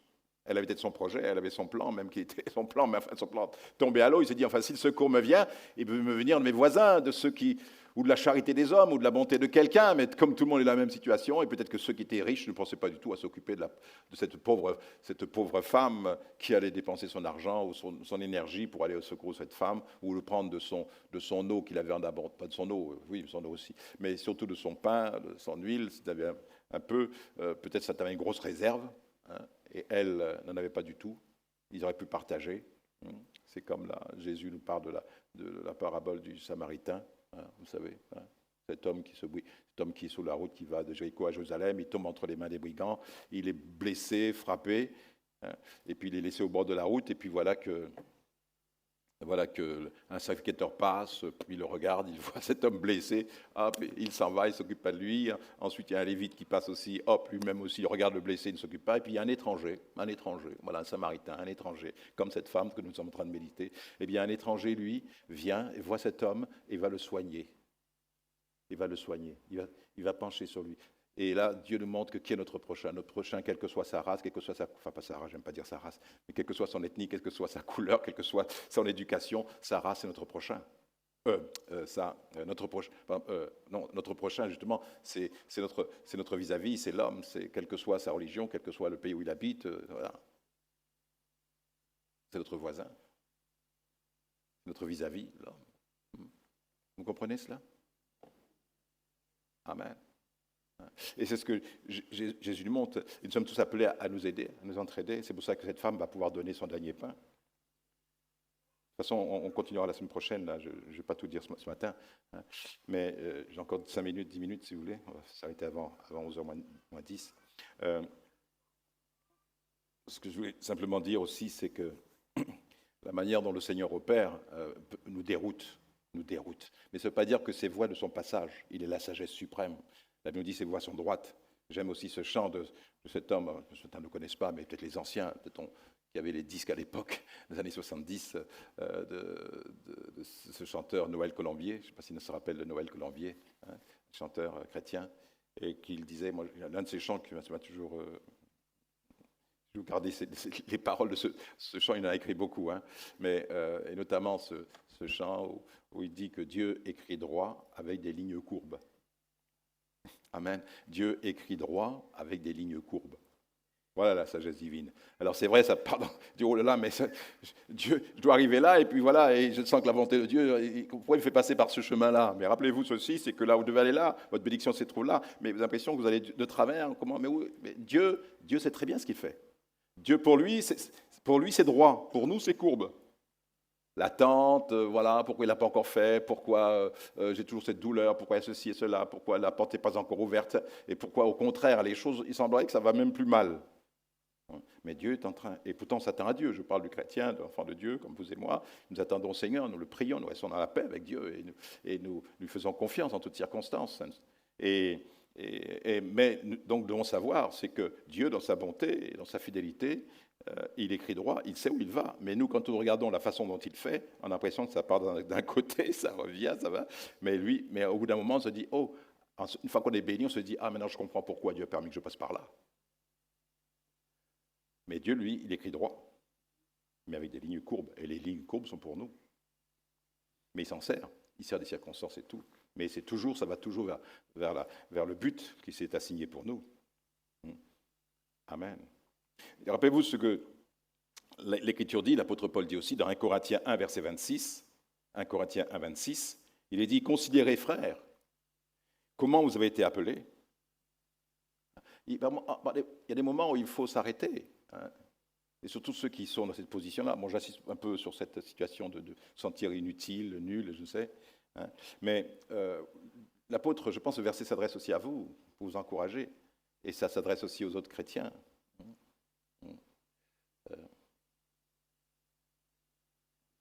Donc je dis ça parce que je me suis arrêté un petit peu parce que j'avais donné l'exemple tout à l'heure de quelqu'un qui vit dans l'église. C'est l'apôtre Jacques qui disait ça, justement. Quelqu'un dans l'église, et les riches, et je ne sais pas si j'ai terminé ma phrase, mais que les chrétiens faisaient des différences entre les riches et les pauvres. Et celui qui était riche, ou ceux qui étaient bien habillés, il entrait, on lui disait, toi, assis-toi là. Et puis quand un pauvre venait, eh bien le pauvre, on le mettait de côté. On lui dit, toi, tu t'assois au fond. Lui, il s'assoit tout près, là, devant, là. Voilà, il a la meilleure place. Et puis les autres, eh bien, toi qui es pauvre, on te met au fond. Toi qui es mal habillé, on te met au fond. Et c'est dans ce même passage, je disais, où l'apôtre Jacques dit que Dieu a choisi les pauvres pour qu'ils soient aussi riches en la foi. Voilà, donc comme je me suis rappelé, effectivement, j'avais commencé cette phrase, je n'avais pas terminé, donc je reviens à cela. Donc ça va aussi dans ce domaine, dans le verset, dans 1 Corinthiens 11, 26, qui nous concerne, vous et moi, et notamment, et plus encore ceux qui se sentent peut-être diminués ou ceux qui se sentent inutiles. Hein, il est bon parfois de s'arrêter, de faire le point, de façon à ne pas laisser l'adversaire prendre le dessus sur nos émotions, sur nos sentiments et sur notre propre image. Mais il ne faut pas que le diable imprègne ou imprime son image en nous, de la manière dont il nous voit, le diable. Mais il faut que ce soit le Seigneur lui-même qui imprime l'image qu'il a de nous en nous. Ça veut dire simplement que nous puissions nous voir comme Dieu nous voit, et non pas nous voir comme le diable voudrait que nous nous voyions. Considérez, frères, dit l'apôtre, comment vous avez été appelés. Il n'y a parmi vous ni beaucoup de sages selon la chair, ni beaucoup de puissants, ni beaucoup de nobles. Mais Dieu a choisi, comme pour cette femme, Dieu a choisi les choses folles du monde pour confondre les sages. Dieu a choisi les choses faibles du monde pour confondre les fortes. Dieu a choisi les choses viles du monde, celles qu'on méprise, celles qui ne sont pas, pour réduire à rien celles qui sont, afin que nulle chair ne se glorifie devant Dieu. Alors, regarde, voilà une parole qui va t'encourager. J'allais dire une parole positive. Enfin, qu'elle soit positive pour toi, qu'elle t'amène justement à quitter cette situation négative dans laquelle tu te trouves. Mais Dieu a choisi. Tu te rends compte, tu es le résultat d'une élection, d'un choix divin. Ce n'est pas peu de choses. Donc Dieu a choisi les choses folles du monde pour confondre les sages. Il a choisi les choses faibles du monde, celles qui sont méprisables, celles qu'on méprise pour X raisons, et comme j'ai montré tout à l'heure, pour confondre les fortes. Il va se servir de ta faiblesse pour confondre le fort. Parce que tu seras plus disponible et Dieu agira davantage en toi, c'est ce que disait l'apôtre Paul. Seigneur, quand il a eu cette écharde, et par 3 fois il a prié, Seigneur, délivre-moi cette écharde. Et Dieu a dit, non, ma puissance s'accomplit dans ta faiblesse. Amen. Alors, quel fut, donc Paul, qu'est-ce qui s'est passé? Lorsque vous recevez une parole du Seigneur ainsi, qu'est-ce qui se passe? Il y a un changement qui s'opère dans votre prière. Mais ce changement s'opère dans votre prière, pourquoi? Parce qu'il y a un changement qui s'opère dans votre cœur, dans votre façon même de regarder votre situation. Vous la regardez maintenant comme Dieu la regarde, et qu'est-ce que dit le Seigneur? Et comment Paul maintenant parle? Il va parler avec le même langage que le Seigneur lui a parlé. Dieu lui dit, ma puissance s'accomplit dans ta faiblesse. Alors lui maintenant, il ne dit plus, Seigneur, enlève cette écharpe, il ne prie plus pour ça. Mais puisque Dieu lui a répondu, il lui dit, bien Seigneur, eh bien je me plais dans ma faiblesse, parce que je sais que quand je suis faible, c'est alors que je suis fort. Amen. Alléluia. Donc, si tu te crois faible, Dieu a choisi les choses faibles du monde pour confondre les fortes, donc tu seras fort. Pourquoi? Parce que Dieu va se glorifier à travers ta faiblesse. Dieu n'a pas choisi des philosophes, des orateurs, des hommes politiques, des hommes de science, je sais pas moi, des hommes riches, des hommes de pouvoir pour annoncer sa parole. Il n'a pas appelé des gens parce qu'ils avaient beaucoup d'influence dans le monde. Dieu peut servir des gens influents, certes. Mais je veux dire par là que Dieu, lorsque le Seigneur a voulu que son message soit annoncé, eh bien, il n'a pas choisi, il n'a pas pris tous les intellectuels et tous les gens qui, au regard de l'homme, au regard de la connaissance humaine, au regard de la logique humaine plutôt, devraient être ceux qui devraient se trouver derrière le pupitre. Les plus intelligents, les plus instruits, ceux qui ont des diplômes, ceux qui ont des études, ceux qui ont une grande culture et tout. Des enseignants, des philosophes, des gens... non. Ça, c'est nous les hommes, c'est comme ça, on mettra toujours quelqu'un. C'est humain, c'est humain. C'est sûr qu'on ne va pas mettre quelqu'un, s'il veut être président de la République,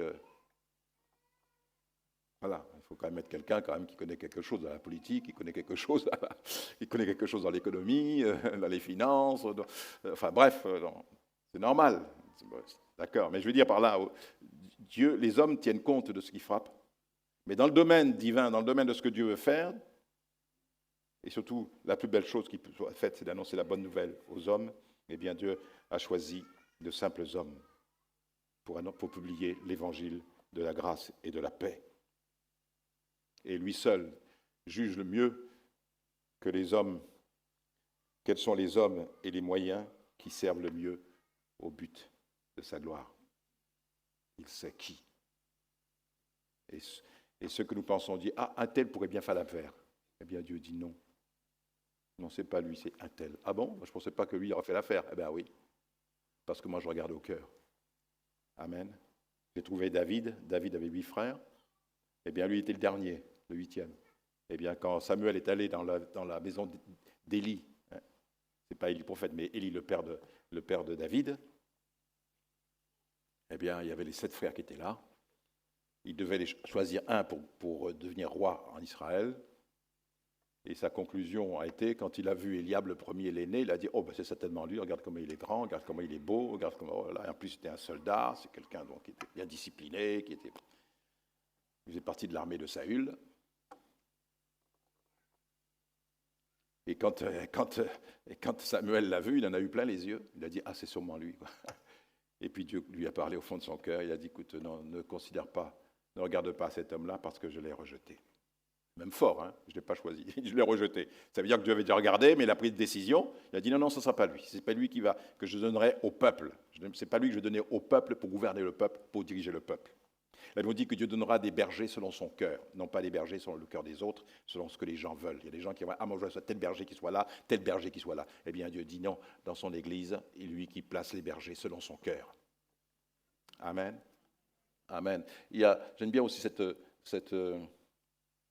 que Dieu a dit à l'égard de ce roi, hein, j'ai tout de mémoire, mais il dit ceci, le principal, c'est que, je crois que même, oui, je pense que même à propos de Salomon, je crois que c'était l'un des rois qui était ami de David, et qui a pu dire à l'égard de Salomon, je crois que c'est à l'égard de Salomon, il a dit ceci, que Dieu c'est parce que Dieu aime son peuple qu'il t'a placé là en tant que roi. Je trouve que c'est une bonne chose, parce que Dieu aime son peuple, qu'il t'a choisi pour le diriger. Donc, ce que l'on peut dire tout simplement, c'est que Dieu choisit, c'est Dieu qui choisit. Et quand il a vu Éliab, il a dit « Oh, c'est certainement lui ». Et Dieu a dit « Non, c'est pas lui ». Et Dieu l'a rejeté. Et il a passé tous les 7 fils. Il dit, mais il ne s'est pas trompé, Samuel. Il dit, mais ils sont là tous tes fils, là, parce que Dieu n'a choisi aucun d'eux. Aucun d'eux.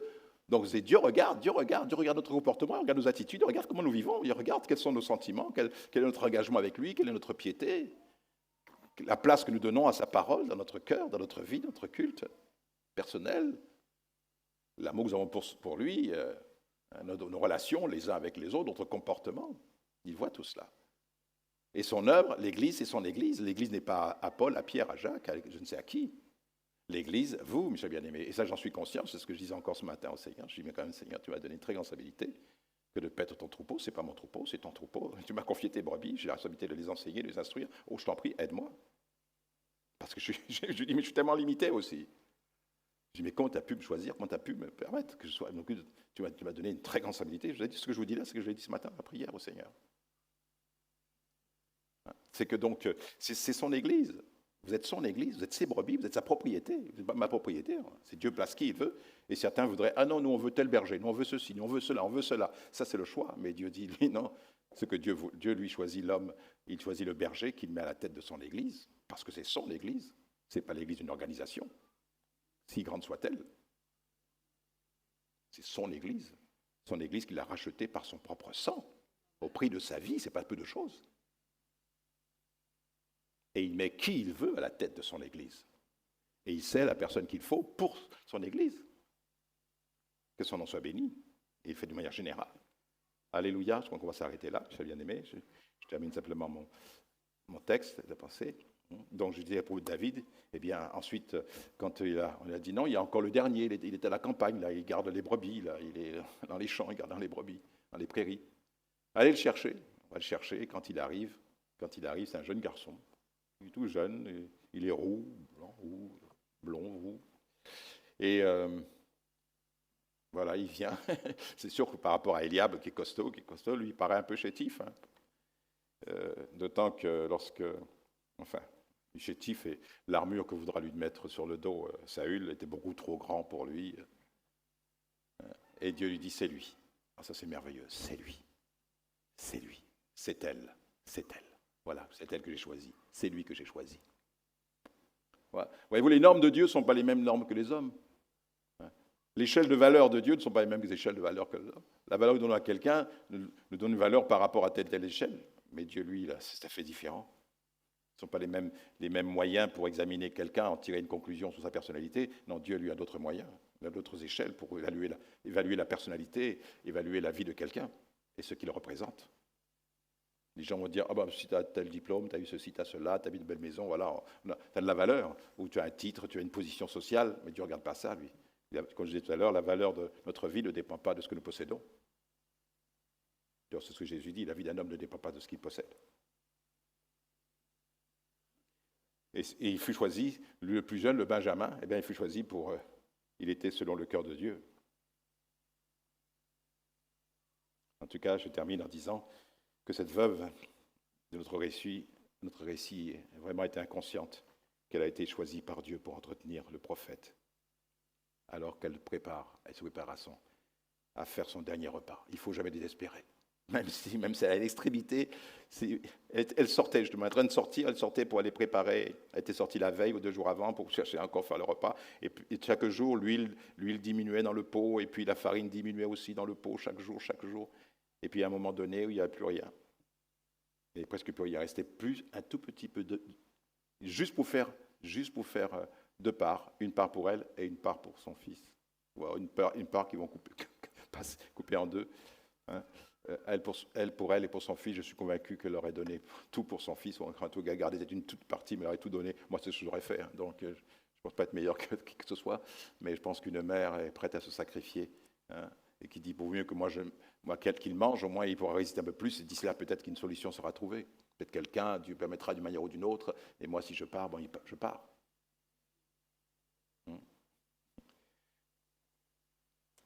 Donc, voyez-vous comment Dieu on pense que Dieu atteint le dernier moment, la dernière limite. Parfois c'est comme ça, c'est vrai, on a l'impression que oh, il est trop tard, mais c'est fini. Et puis, juste au bon moment, l'intervention de Dieu arrive. Je ne dis pas qu'il fait toujours comme cela, mais Dieu veut se glorifier. Amen. La preuve, ce que je dis là, ça vient à l'esprit, c'est regardez Lazare. On a appelé Lazare, pardon. Marthe et Marie ont envoyé leurs serviteurs auprès de Jésus afin de dire à Jésus que Lazare, ton ami, est malade. Il est à l'extrémité, il est mourant. Il n'est même pas malade, il est mourant. Alors viens vite, impose-lui les mains, viens vite. Et vous savez comment Jésus s'est rendu ensuite à Béthanie 4 jours plus tard. Et il était enterré déjà, il était enterré depuis 4 jours.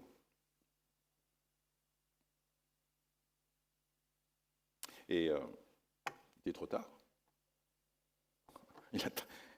Eux, ils attendaient à l'extrémité. Au moins, il va venir avant même qu'il pousse son dernier souffle, son dernier cri. Certainement, la porte va s'ouvrir. On va voir Jésus qui est là, juste avant qu'il donne son dernier souffle. Eh bien non, ils étaient là tous en attente. Ils regardaient sur le chemin. Est-ce qu'il arrive? Non, personne. Et puis le pauvre Lazare qui, à un moment donné, il suffoque. Et puis il est parti. Son cœur s'est arrêté. 1 jour, 2 jours, 4 jours. Et le 4e jour, on l'avait déjà enterré, tout le monde avait commencé à pleurer, on avait mis des fleurs, on avait fait l'enterrement, tout était fait déjà. Et Jésus arrive, et quand il arrive, la première chose que Marthe lui dit, si tu avais été ici, voilà. Si tu avais été ici, mon frère ne serait pas mort. C'est ta faute.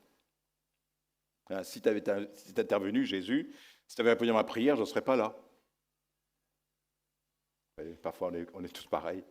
On peut dire ça au Seigneur. Enfin, non, je ne vais pas rallonger la pensée, mais tout simplement pour dire que Dieu n'est jamais en retard. Et quand on pense qu'il est tard, je ne dis pas en retard, parce que même quand il est mort, il n'était pas en retard. Pourquoi il n'était pas en retard? Oui, mais il est mort, il est en retard. Non, parce que dans son plan, c'était dans son plan, ça. C'était partie de son plan, afin que Dieu se glorifie. Ne t'ai-je pas dit que si tu crois, tu verras la gloire de Dieu? Et Dieu voulait se glorifier. Il a dit, cette maladie n'est point à la mort définitive, mais elle est pour la gloire de Dieu. Eh bien, ce qui t'arrive, mon frère, ma sœur, eh bien, c'est pour la gloire de Dieu. Vois-le comme un moyen par lequel Dieu va se glorifier. Il ne te reste pas grand-chose. Ton dernier pain. Nous continuerons la semaine prochaine, si vous voulez bien, nous en allons un peu plus loin. Mais ce qui est certain, c'est que Dieu ne te laissera jamais en plan. Tu lui appartiens. Si cette femme veuve, cette femme étrangère au peuple de Dieu, a pu obtenir le secours du Seigneur, à plus forte raison, Ceux qui espèrent, qui croient en lui et qui le suivent et le servent seront bénis. S'il fait briller son soleil et fait descendre la pluie sur les méchants, à forte raison, il fera descendre la pluie sur le bon, sur le juste, sur le chrétien. Il pourvoira à tes besoins. Si lorsqu'un malheureux, quelle que soit son origine, sa foi, mais qui crie dans sa détresse, lorsqu'un malheureux crie, dit l'Éternel, je l'entends.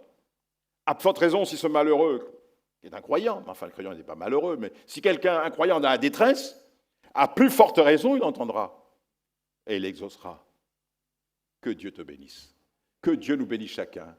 Amen. Alors peut-être dimanche prochain, nous verrons comment il faut donner ton dernier pain, avec la grâce de Dieu. Et tu verras la bénédiction, vous savez déjà, mais la bénédiction qui en résultera. Amen.